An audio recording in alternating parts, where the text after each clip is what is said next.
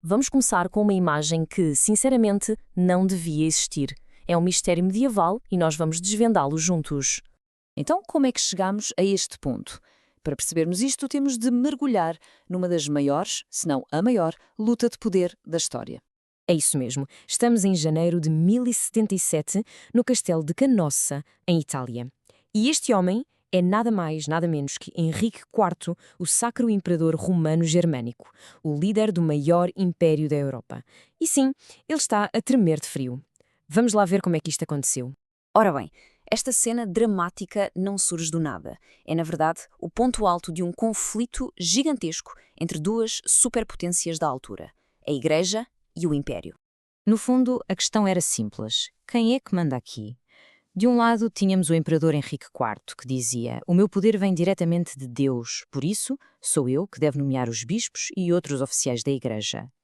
Mas do outro lado, o Papa Gregório VII respondia: "Nem pensar.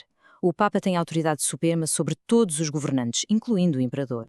E o ponto central de toda esta discussão era um conceito chamado investidura leiga. Parece complicado, mas a ideia é simples. Era a prática de um governante não religioso, como um imperador, nomear alguém para um cargo da Igreja, como o de bispo. Para o imperador, isto era essencial para garantir a lealdade dos bispos. Mas para o Papa, era uma interferência inaceitável nos assuntos da Igreja. E como se pode imaginar, as coisas aqueceram, e muito depressa. Em 1075, o Papa proíbe oficialmente a investidura leiga. Henrique IV não gosta e declara que o Papa é ilegítimo. A resposta de Gregório VII? Usar a sua arma mais poderosa, a excomunhão. Mas o que era exatamente a excomunhão? Bem, era a arma suprema do Papa. Era muito mais do que ser expulso da Igreja. Era um golpe político devastador. Ao ser excomungado, um rei ou imperador perdia a sua legitimidade divina. E sabem o que isso significava?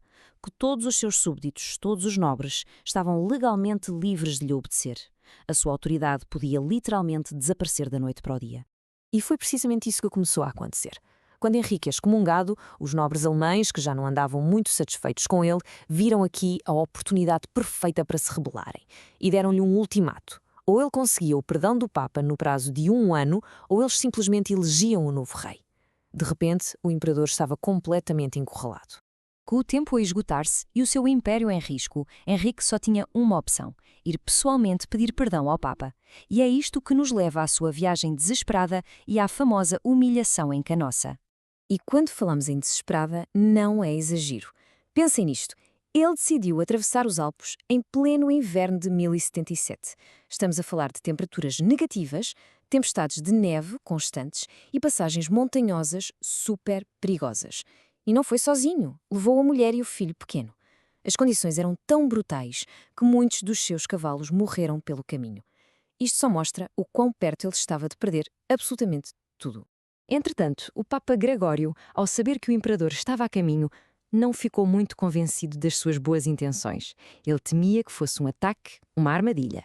Por isso, refugiou-se na fortaleza de Canosa, que pertencia à poderosa condessa Matilde da Toscana, uma das suas aliadas mais importantes. Era um castelo praticamente impenetrável.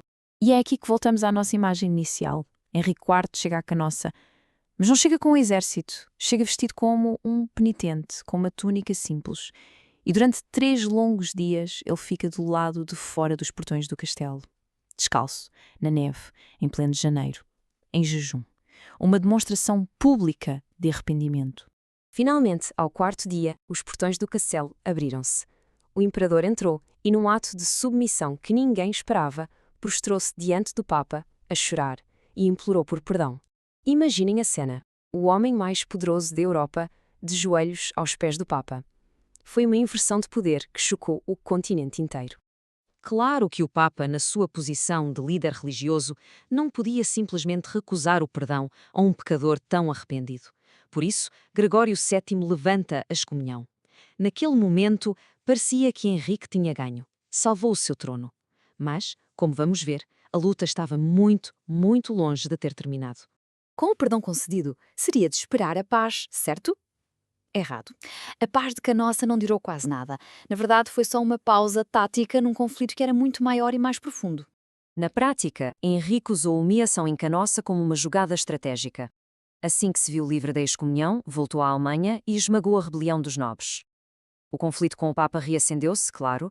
Henrique foi até excomungado uma segunda vez, mas desta vez já não teve o mesmo efeito. O imperador, agora com o poder consolidado, simplesmente marchou com o seu exército até Roma, cercou a cidade e forçou o próprio Papa a fugir para o exílio.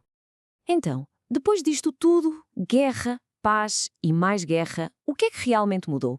Bem, apesar de toda a confusão, o episódio de Canossa deixou um legado importantíssimo. Ajudou a criar, no fundo, um novo conjunto de regras para a relação entre o poder político e o poder religioso.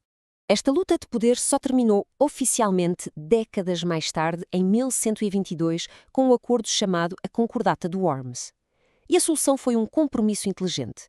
Ficou decidido que a Igreja passaria a ter o poder de eleger e consagrar os bispos, dando-lhes autoridade espiritual. Mas, por outro lado, o imperador ainda lhes podia conceder terras e poder secular, e podia até estar presente durante a eleição. Foi, no fundo, a primeira grande separação entre os poderes da Igreja e do Estado. E por que este evento de há quase 1000 anos ainda é tão importante? Porque Canossa foi um verdadeiro ponto de viragem. Primeiro, mostrou que a autoridade espiritual e moral podia de facto desafiar o poder militar. Segundo, ajudou a estabelecer a ideia de que a Igreja e o Estado deviam ter esferas de influência separadas.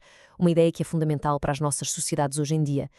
E claro, deixou-nos uma expressão que usamos até hoje, ir a Canossa, que significa precisamente ter de fazer um pedido de desculpas humilhante e forçado. E tudo isto nos deixa com uma pergunta final para pensar. A grande questão por trás desta história incrível. No final das contas, na longa luta pelo poder, o que é que se revela mais forte? A espada, o poder militar? Ou o espírito, o poder das ideias e da fé?